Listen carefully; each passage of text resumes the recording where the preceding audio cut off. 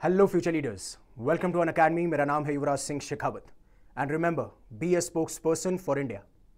आपके सिर्फ मुझे 10 से 15 मिनट चाहिए और जो भी आपने 8th पे कमीशन से रिगार्डिंग न्यूज़ पढ़ी होगी, न्यूज़पेपर्स के अंदर, मीडिया चैनल्स को देखा होगा, काफ़ी सारी अटकलें सुनी होंगी, काफ़ी सारे अनुमान लगाए होंगे, स्पेकुलेशन सुने होंगे, मैं उन सारी चीज़ों को आपको एक्सप्लेन करता हुआ नजर आऊँगा। बट रिसेंटली मैं ये वीडियो बना क्यों रहा हूँ? मैं इसलिए बना रहा हूं क्योंकि अभी रिसेंटली एक और इंस्टीट्यूशन जिसका नाम है एम्बिट इंस्टीट्यूशनल इक्विटीज, उसने एक रिपोर्ट पब्लिश करी जिसको काफ़ी सारे मीडिया हाउसेस और जो इंडियन न्यूज़पेपर्स हैं उन्होंने पब्लिश किया है, जिसमें यह कहा जा रहा है कि 8th पे कमीशन के तहत आप जो भी सेंट्रल गवर्नमेंट एम्प्लॉयज़ और पेंशनर्स हैं उसमें आप 30 से 34% की बढ़ोतरी या फिर हाइक देख सकते हैं। और इससे पहले तो इससे ज़्यादा बड़े क्लेम किए गए। जब 8th पे कमीशन को अनाउंस किया गया था हमारे information and broadcasting minister Ashwini Vaishnaw के द्वारा जनवरी 16, 2025 को, तब तो और अटकलें लगाई गई कि अगर 7th पे कमीशन के हिसाब से आपकी बेसिक सैलरी 18,000 रुपए है तो अब आपकी बेसिक सैलरी 54,000 हो जाएगी। और फिर उसके टाइम उस पर अगर आप डीए लगाओगे तो आपकी सैलरी पता नहीं डीए लगा के, महंगाई भत्ता लगा के, एचआरए हाउस रेंट अलाउंस लगा के, ट्रैवल अलाउंस लगा के 1,15,000 या 1,20,000 हो जाएगी। और ऐसा ही मैं भी पढ़ रहा था, लेकिन जब मैंने इसको बहुत बारीकी से देखा, हालांकि ये मेरा पहला वीडियो है इसके ऊपर, लेकिन मैं आपको एकदम अच्छे से समझाऊंगा इस चीज के बारे में जिससे कि आपको समझ में आए, so that you can understand. तो ये जो है रिपोर्ट आप ये देख सकते हो। अब आगे जानने से पहले मैं आपको थोड़ी टर्म्स बता देता हूं, फिर मैं आपको बताऊंगा ये कहानी शुरू कैसे हुई और हां आगे जाके ये कहानी अनफोल्ड कैसे होगी। तो आपने बहुत सारे टर्म्स सुने होंगे, बेसिक पे सुना होगा, फिर उसके बाद में आपने डीआई महंगाई भत्ता सुना होगा, जब आपकी सैलरी के अंदर इंक्रीमेंट किया जाता है, बढ़ोतरी की जाती है जब जब महंगाई बढ़ती है। फिर आपके हाउस रेंट अलाउंस सुना होगा, जहां ये हाउस रेंट अलाउंस कि आप कौन सी सिटी में रह रहे हैं। अगर आप महंगी सिटी में रह रहे हैं तो आपको जो घर का भत्ता है, जो आप किराया दे रहे हैं हाउस रेंट का, उसका कितना भत्ता दिया जाना चाहिए, हाउस रेंट अलाउंस। फिर उसके बाद में अगर आप ट्रेवल कर रहे हैं तो उसके लिए आपको कितना अलाउंस देना चाहिए। ये जब सारे मिलते हैं, बेसिक सैलरी, डीए, एचआरए, फिर आपका ट्रैवल अलाउंस, राइट, उसके बाद में बेसिक मेडिकल फैसिलिटीज और बाकी पर्क्स एंड प्रिविलेजेस, ये सारे बनाते हैं आपका टोटल ग्रॉस सैलरी, राइट। ये चीज आपको समझ में आती होगी जो मैं आपको समझाने की कोशिश कर रहा हूं कि अगर आपकी टोटल सैलरी ये है तो इसमें आपकी बेसिक पे आ जाएगी, इसके अंदर आपका क्या नाम है डीए महंगाई भत्ता आ जाएगा, फिर इसके अंदर आपका हाउस रेंट अलाउंस आ जाएगा, राइट, और उसके बाद में आपका ट्रैवल अलाउंस आ जाएगा और एक्सेट्रा एक्सेट्रा, ऐसे करके आपकी टोटल सैलरी बनती है। अब बेसिक पे, डीए, एचआरए, टीए, ये समझाने के लिए मैं थोड़ा सा एक एग्जांपल लेता हूं, छोटा सा एग्जांपल है। फॉर एग्जांपल कि आप एक बच्चे हैं और आप स्कूल में जाते हैं, राइट। अब आप गए ग्रेड 1 में, मैं मानता हूं नर्सरी, एलकेजी, यूकेजी कोई चीज नहीं है, या फिर मान भी लीजिए कोई फर्क नहीं पड़ता, मान लीजिए आप फर्स्ट क्लास में जाते हैं। फर्स्ट क्लास में जाते हैं तो आपको 10 कैंडी मिलती है, राइट। अगर आप सेकंड क्लास में जाते हैं तो आपको 20 कैंडी मिलती है, आप थर्ड क्लास में जाते हैं तो आपको 30 कैंडी मिलती है। ऐसा ही आप मानिए सरकार के अंदर कि अगर आप सबसे नीचे वाले लेवल पे जा रहे हैं तो आपको एक रकम दी जाएगी, उससे ऊपर वाले लेवल पे जा रहे हैं तो एक रकम और दी जाएगी, तीसरे लेवल पे जा रहे हैं तो एक रकम और दी जाएगी। यानी आपकी एंट्री किस लेवल पे हो रही है उस लेवल पे आपकी रकम यानी आपकी एक सैलरी डिसाइड होगी। जैसे एक बच्चा ग्रेड 1 में गया तो उसको 10 कैंडी मिली, तो उसकी वो 10 कैंडी एक बेसिक सैलरी है। अगर वो ग्रेड 2 में एंटर करता है तो उसकी 20 कैंडी है, यानी उसकी 20 जो है वो बेसिक सैलरी है। ऐसे ही अगर आप मान लीजिए कि बहुत ही जो सबसे हायरार्की में नीचे लेवल पे है, आप उसमें एंट्री करते हैं, तो अभी 7th पे कमीशन के हिसाब से आपकी कितनी बेसिक सैलरी है, 18,000 रुपए। तो एक बच्चे को जो 10 कैंडी मिल रही है वही सरकार में अभी जो हायरार्की में सबसे नीचे है उसमें उसको 18,000 रुपए मिल रहा है। उसे मैं कहता हूं बेसिक पे। अब जो डीए है, आज की तारीख में जो डीए है यानी महंगाई भत्ता, आपको पता है कि यार धीरे धीरे महंगाई बढ़ती है टाइम के साथ में, तो सरकार भी उसमें कुछ ना कुछ चेंजेस लाती रहती है। तो एट प्रेजेंट जो महंगाई भत्ता है वो है 55%। 55% ऑफ योर सैलरी, आपकी जो बेसिक सैलरी है उसमें जो महंगाई भत्ता है वो 55% है। फॉर एग्जाम्पल मैं थोड़ा एग्जाम्पल दे देता हूं कि आपकी सैलरी अगर 18,000 है और मान लीजिए इसको 50% आपको महंगाई भत्ता मिल रहा है, तो इसमें आप 9,000 जोड़ लीजिए तो आपकी सैलरी 27,000 हो गई। फिर उसमें आप एचआरए, मतलब जो आप मान लीजिए अपने घर से दूर रह रहे होंगे, आपका जो ऑफिस होगा वो कहीं और जगह पे होगा, राइट। मान लीजिए मैं जयपुर में रहता हूं और जयपुर से मुझे जाना पड़ रहा है बेंगलोर, तो बैंगलोर की सिटी के हिसाब से मुझे महंगाई भत्ता मिलेगा, वो महंगाई भत्ता मुझे ऐड कर दिया जाएगा। अगर आपको क्वार्टर मिलते हैं तो क्वार्टर, नहीं तो मान लीजिए आप अपना किराए पर रह रहे हैं तो उसका भत्ता आपको मिल रहा है, फिर ट्रैवल अलाउंस मिल रहा होगा, वो सारे ऐड होकर आपकी टोटल सैलरी बनती है, राइट। तो यहां पे जो बेसिक सैलरी एक बच्चे को 10 कैंडी मिली, वो 10 कैंडी उसकी बेसिक सैलरी है। और अब धीरे धीरे टाइम बढ़ता है तो उसे भी पता है कि अब 10 कैंडी काम नहीं आ सकती, मतलब 10 कैंडी अब मेरे लिए कम पड़ रही हैं। तो ये सरकार को भी पता है और ये स्कूल को भी पता चलता है। तो स्कूल क्या करती है, टाइम टू टाइम हर कुछ परसेंटेज, मान लीजिए यहां पे आपने 55%, मैंने 5% बढ़ा दिया, तो 5 कैंडी और दे देती कि नहीं यार चीजें एक्सपेंसिव हो चुकी हैं, इन्हें 5 कैंडी और देनी चाहिए, महंगी हो चुकी है कैंडीज, राइट। फिर उसके बाद में उन बच्चों को गाड़ी से आना भी होता है, कोई कार से छोड़ के जाता है, कोई गाड़ी से आ रहा है, अरे इसका भत्ता भी देना है, तो उसके फॉर्म में कुछ और कैंडीज दे दी। ऐसे करके आपकी सैलरी बनती है। और एट प्रेजेंट अभी डीए 55% है, समझे मेरी बात, एट प्रेजेंट डीए 55% है। और जब तक 8th पे कमीशन लागू होगा, जब तक आपका डीए मान लीजिए 60% हो जाएगा, राइट। तो जहां पे आपकी बेसिक पे 18,000 है, उस पे आप 60% डीए और लगा देना, राइट। अब लोगों को कंफ्यूजन ये आ रहा था कि 8th पे कमीशन में 18 से 54,000 सैलरी हो जाएगी, 3 गुना, और उसके ऊपर 60% डीए लगेगा। अब उसको मैं क्लैरिफाई करूंगा, लेकिन अभी तक आपको ये समझ में आ गया, और सैलरी बनती किससे है, बेसिक सैलरी, फिर उसमें महंगाई भत्ता। अभी इस बेसिक सैलरी क्या है 7th पे कमीशन के हिसाब से, महंगाई भत्ता कितना है, और हाउस रेंट अलाउंस और ट्रैवल अलाउंस, वो डिपेंड करते हैं सिटी टू सिटी और अलग अलग चीजों पे, राइट। अब इसकी शुरुआत कैसे होती है, शुरुआत क्या हुई कि 8th पे कमीशन के बारे में दिसंबर 3, 2024 की बात है, फाइनेंस मिनिस्ट्री से पूछा गया, या काफी बार बोला जा रहा था, काफी सारे लोग पूछ भी रहे थे कि आप 8th कमीशन सेटअप करोगे कि नहीं करोगे।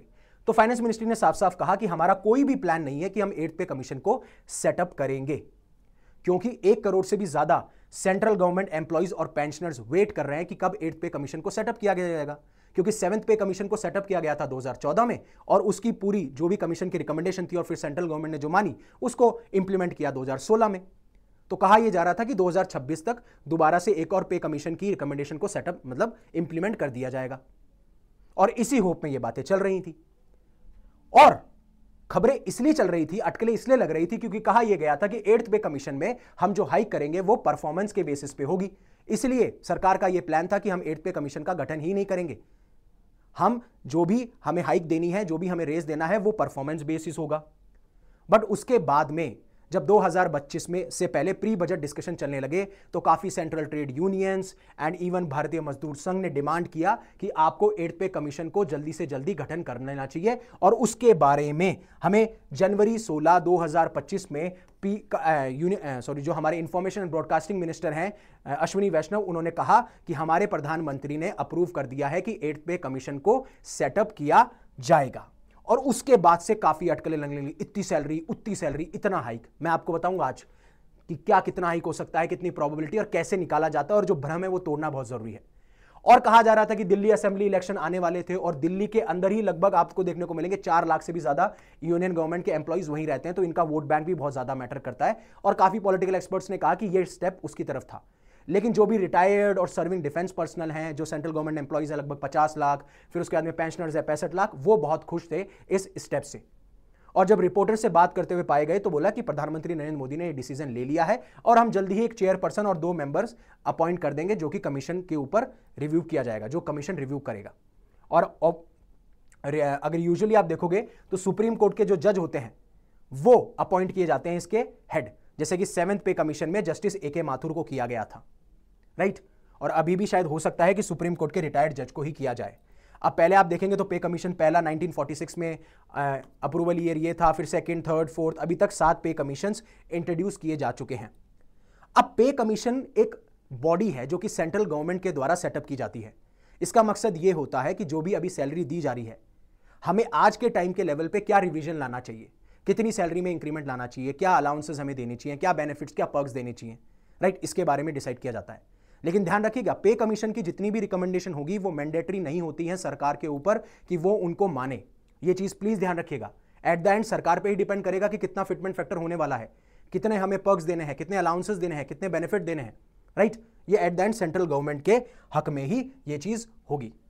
और यही चीज मैं आपको समझाना चाहता था कि हाँ भाई, अब तक आप 7 पे कमीशंस देख चुके हो। लेकिन एक चीज जो मैंने आपको बताई कि बेसिक पे क्या हो रही है, फिर बेसिक पे से हम टोटल सैलरी कैसे निकाल रहे हैं, पे कमीशन का क्या मतलब है, पे कमीशन जो रिकमेंडेशन देता है वो मैंडेटरी नहीं होती है, और सबसे साथ बात सेंट्रल गवर्नमेंट के ऊपर डिपेंड करता है। और कहा यह जा रहा है कि आपको 2026 के मिड पे इसका इंप्लीमेंटेशन देखने को मिल जाएगा। हालांकि ये लागू जनवरी 2026 से ही हो जाएगी। तो अगर मान लीजिए ये मिड 2026 में इंप्लीमेंट की जाती है तो उससे पहले का जो भी आपका भत्ता होगा, जो भी आपका बनता होगा, वो एरियर के फॉर्म में आपको मिल जाएगा। राइट, ये आपको पता होगा।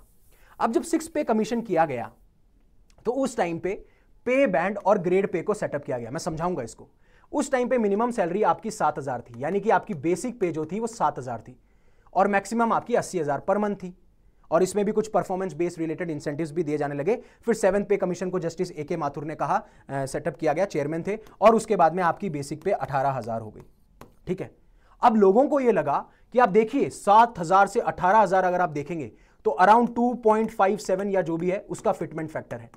ठीक है, तो मैंने आपको बेसिक पे बता दिया। अब फिटमेंट फैक्टर का मतलब क्या है?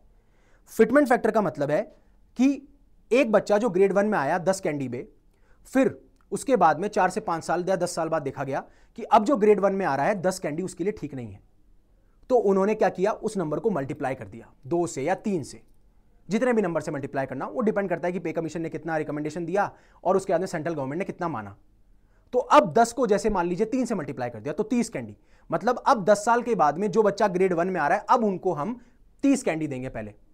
पहले तो वो 10 कैंडी दे रहे थे, लेकिन अब क्या देंगे, अब 30 कैंडी देंगे। उसे हम फिटमेंट फैक्टर कहते हैं। तो जब 7,000 से 18,000 2.57 हुआ तो लोगों ने ये अटकलें लगाई कि अब 18,000 से आप 2.5 को मल्टीप्लाई करोगे तो 18 दूनी 36, 36 में आधा 45,000 हमारी बेसिक सैलरी हो जाएगी। हो तो जाएगी 45,000, हो तो जाएगी।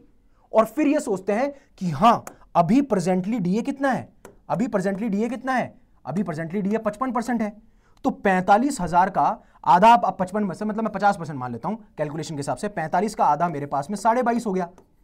ठीक है, 22,500। तो लोग सोचेंगे अरे 40 20 60 67,500 तो मेरी डीए के साथ ही हो गई। फिर मेरे को HRA, फिर मेरे को ट्रेवल अलाउंस, तो लगभग मेरे को मान लो 75-80,000 सैलरी मिलेगी। जहां पे मैं इनिशियल लेवल पे इतनी सैलरी पा रहा था, अब मेरी 75-80,000 सैलरी होगी। लेकिन इसमें कैच है, वो कैच मैं आपको समझाऊंगा, इसीलिए आपको इतना इंक्रीमेंट नहीं देखने को मिलेगा जितना आप सोच रहे हो। राइट, उससे पहले अनअकैडमी आपके लिए लेके आया। अगर आप यूपीएससी सिविल सर्विसेज की तैयारी का सपना देखते हैं तो आप हमारे साथ में जुड़ सकते हैं, जो कि एक कोर्स अवेलेबल है, सब्सक्रिप्शन 19,999 में, ऑफर कल खत्म हो रहा है। इसमें आपको 12 महीने का फ्री एक्सटेंशन मिल जाएगा। एंड सबसे बड़ी बात है, आप मेरा कोड यूज कर सकते हो YUVI, पाजी वाला UV, उन्होंने मार दी 50, और जिससे आपको मैक्सिमम डिस्काउंट मिल जाएगा। ये हमारे 2 बैचेस हैं जो 9 जुलाई को इंग्लिश और इंग्लिश में शुरू हो चुके हैं। अब आपको एक चीज बताता हूं, 6 पे कमीशन ने पे बैंड और ग्रेड पे को इंट्रोड्यूस किया गया। वहां पे मिनिमम बेसिक पे 7,000 थी, लेकिन जैसे 7th पे आता है तो बेसिक पे आपकी बढ़ जाती है 18,000, लेकिन पे बैंड और ग्रेड पे को बंद कर दिया गया। अब आपका पे मैट्रिक्स चलता है। अब ये ग्रेड पे और पे बैंड है क्या, राइट, और इसके बाद में मैं समझाऊंगा डीए का कितना बड़ा रोल है। जब मैं बात करता हूं पे बैंड की, तो एक तरीके से मान लीजिए रबर बैंड है, अगर एकदम स्टिल एक पोजीशन पे खड़ा है तो ये मिनिमम है, और आप इसको खींचोगे तो ये मैक्सिमम है। तो ये आपको ये बताता है कि आपकी इस रेंज में सैलरी रहेगी, बेसिक मिनिमम सैलरी। ठीक है, मतलब 5,200 से 20,200, ये पे बैंड है। अब इसी पे बैंड के हिसाब से, जो कि आपकी पोस्ट पे डिपेंड करता है, आपकी पोस्ट क्या है और पोस्ट का लेवल क्या है, राइट। अगर आप बहुत ही लोअर पोस्ट पे हैं हायरार्की में तो आपको 5,200 मिलेंगे उस पे बैंड के अंदर, और अगर उसी हायरार्की में आप सबसे हाईएस्ट पोजीशन पे तो आपको 20,200 मिलेंगे। और फिर उसी के हिसाब से ग्रेड पे डिसाइड की जाती थी कि भैया ये ग्रेड पे है। तो आप देखेंगे कि अगर ये जो पे बैंड है 5,200 से 20,200, इसमें ग्रेड पे भी अलग अलग होती थी, राइट। और ये आपकी पोस्ट की कितनी वैल्यू है, कितनी इंपॉर्टेंस है, उसमें एक फिक्स्ड कंपोनेंट होता था। तो 1800, 1900, 2000, 2400, 2800, ये आपकी ग्रेड पे होती थी 1800 से 2800। फॉर एग्जाम्पल मान लीजिए एक क्लर्क है जो कि जूनियर लेवल का क्लर्क है, उसकी पे बैंड में सबसे नीचे कम वैल्यू है 5,200, और फिर उसका जो ग्रेड पे है वो फिक्स है, दैट इज 1800। तो यहां से आपको बेसिक सैलरी निकल के आती थी 7,000, जो आपको 6th पे कमीशन में देखने को मिली, राइट। लेकिन 7th पे कमीशन ने इन दोनों चीजों को एलिमिनेट कर दिया, क्योंकि बहुत ज्यादा कंफ्यूजन रहता था कि मान लीजिए कोई बंदा है, अब उसकी 7,000 सैलरी है उसकी पोस्ट के हिसाब से, उसकी इंपॉर्टेंस या उसका जो लेवल है 1900 है, तो उसकी बेसिक पे अलग हो जाती थी। तो सेवंथ पे कमीशन ने क्या किया, पे मैट्रिक्स लेके आया। पे मैट्रिक्स में क्या किया, पे मैट्रिक्स में उन्होंने ये सब कुछ खत्म कर दिया। उन्होंने क्या किया, उन्होंने किया कि भैया ये 7,000 रुपए है, ये एंट्री पे है, ये बेसिक पे है, इस पोस्ट पे। फिर कोई अगर दूसरी पोस्ट पे आ रहा है तो बेसिक पे 7,730, ऐसे ही करके अलग अलग आपको देखने को मिलेगा। 25,000, 29,000, 46,000 ऐसे कर करके अलग अलग देखने को मिलती है। और उसमें लेवल भी डिसाइड कर दिए कि हाँ भाई एंट्री पे इतनी है, और अगर उसका लेवल 1 है तो भैया उस पे इतना 2.57 हमें इंडेक्स फैक्टर यानी फिटमेंट फैक्टर देखने को मिलेगा। फिर 2.57, 2.57, 2.57, 2.57। फिर दूसरे ग्रेड पे में घुसे जो कि एलिमिनेट हो चुका है, तो लेवल इन्होंने डिसाइड किया कि लेवल 6 से लेकर लेवल 11, 12, 13, 13A तक हम 2.67 रखेंगे। फिर 14 से लेकर 18 तक हम 2.72, 2.72 और 2.81, 2.78 ये रखेंगे। ये सारे हैं फिटमेंट फैक्टर कि जो बेसिक पे 7,000 थी सिक्स पे कमीशन के हिसाब से, उसको कितने से मल्टीप्लाई करके हमें बेसिक पे मिलेगी इस लेवल पे। अब आपको क्या करना है, कुछ नहीं करना, आपकी बेसिक पे डिसाइडेड है, बेसिक पे के हिसाब से आपके लेवल डिसाइडेड है, और उसमें आप जब फिटमेंट फैक्टर से मल्टीप्लाई करोगे तो आपको लेवल के हिसाब से पैसा मिलता चला जाएगा। फॉर एग्जांपल 18,000, 19,900, तो अभी जो मिनिमम है वो है 18,000 और मैक्सिमम जो है वो है 2.5 लाख। समझे मेरे हिसाब से? आप मेरी बात समझे? पेमेंट क्या है, ग्रेड पे क्या है, इन दोनों को एलिमिनेट करके सेवंथ पे कमीशन ने 18,000 पे आपकी मिनिमम बेसिक पे ला दी, राइट? तो सबसे बड़ी बात यहां पे ये है जो मैं आपको समझाना चाह रहा हूं, अब आप मेरी बात समझिएगा। तो कहा यह जा रहा है कि फोर्थ पे कमीशन में आपको 27.6% हाइक देखने को मिली थी, फिफ्थ में 31, सिक्स्थ पे में बहुत ज्यादा जंप मिला था 54%, सेवंथ पे में 14.9, और कहा जा रहा है एट्थ पे कमीशन में 20% या फिर 3% का आपको 3 फिटमेंट फैक्टर, जिसमें कि आपकी सैलरी 21,600 एक्सपेक्टेड है, राइट? लेकिन इसके बीच में एक फंडा है जो मैं आपको समझाना चाह रहा हूं। ये अलग अलग पे कमीशन की मैट्रिक्स लेवल है जो कि 8th पे कमीशन के हिसाब से लोगों ने बताई है, बट मैं आपको एक अलग चीज समझाने की कोशिश कर रहा हूं, वो मैं आपको बताता हूं। फॉर एग्जाम्पल, अभी जिसकी सैलरी 7,000 थी 6 पे के कमीशन के हिसाब से, ठीक है, आपने क्या किया, आपने उसको 2.57 से मल्टीप्लाई करके आपने सोचा ये तो 18,000 हो गई। लेकिन आपको यह चीज ध्यान रखनी है कि जब 6 पे कमीशन चल रहा था, जब 7,000 था, तब उस टाइम पे 125% तक डीए पहुंच चुका था, जो मैंने आपको बताया ना, साल दर साल। क्योंकि 7th पे कमीशन कब हुआ? 7th पे कमीशन 2016 में लागू हुआ है, अभी 2024 चल रहा है, और 2024 के हिसाब से अभी भी जो डीए है वो 55% है। और धीरे धीरे ये, क्योंकि महंगाई भत्ता, जैसे महंगाई धीरे धीरे बढ़ती है, जैसे महंगाई बढ़ रही है वैसे आपका महंगाई भत्ता बढ़ रहा है। तो 6 पे कमीशन में क्या हुआ था, जब 7,000 6 पे कमीशन ने सेटअप करी और धीरे धीरे इसको लेके गए, तो एट द एंड महंगाई भत्ता 125% था। तो लोगों को लगा कि यार 7,000 का 125% है, राइट? तो 7,000 का 7,000 डबल हो गया, 14,000 हो गया, और फिर उसके बाद में ये इनकम उनको ज्यादा दिखने मिली। क्यों? डीए के हिसाब से। अब लोगों को यह लग रहा है कि ये डीए भी इसमें कंपोनेंट में आएगा, लेकिन जब बेसिक पे 18,000 हुई 7th पे कमीशन में, तब डीए को रीसेट कर दिया गया था 0 पे। तो जो डीए जब तक पहले लगा हुआ आ रहा था 125%, वो बिल्कुल नेग्लेक्ट हो गया, वो खत्म हो गया। अब आपको 18,000 पे उन्होंने बोला कि भैया आज के टाइम पे डीए हम शुरू करेंगे 3% से। तो अब आपको 18,000 का 3%, फिर उसके बाद में एचआरए, फिर उसके बाद में एलटीए, और फिर उसके बाद में एक्सेट्रा बेनिफिट मिलते हैं। और यही चीज अब होगी। मान लीजिए कि आज आपकी सैलरी 18,000 है, तो 18,000 पे 55% आपको डीए मिल रहा है। आप उसके हिसाब से फिर ये सारे ऐड करके मान लीजिए आपकी सैलरी मैं मानता हूं 40,000 रुपए आ रही है। अब आपको क्या लग रहा है कि अरे 18,000 है, 18,000 में मिनिमम मानता हूं मैं 2.5 भी फिटमेंट फैक्टर लग जाएगा, तो कितना हो गया? 18 दूनी 36, 36 का आधा कितना हो गया? 9, मेरे तो 45,000 हो गए। अब इस 45,000 पे मुझे डीए मिलेगा? नहीं भाई जी, डीए दोबारा से 0 रीसेट हो जाएगा। तो अभी जो सैलरी आपको 40,000 मिल रही है, अभी इस डीए के बाद में, डीए रीसेट होने के बाद में आपकी सैलरी मान लो 45 है, एचआरए मिला, डीए थोड़ा बड़ा, मान लीजिए आपकी सैलरी मैं मानता हूं 52,000 हो गई।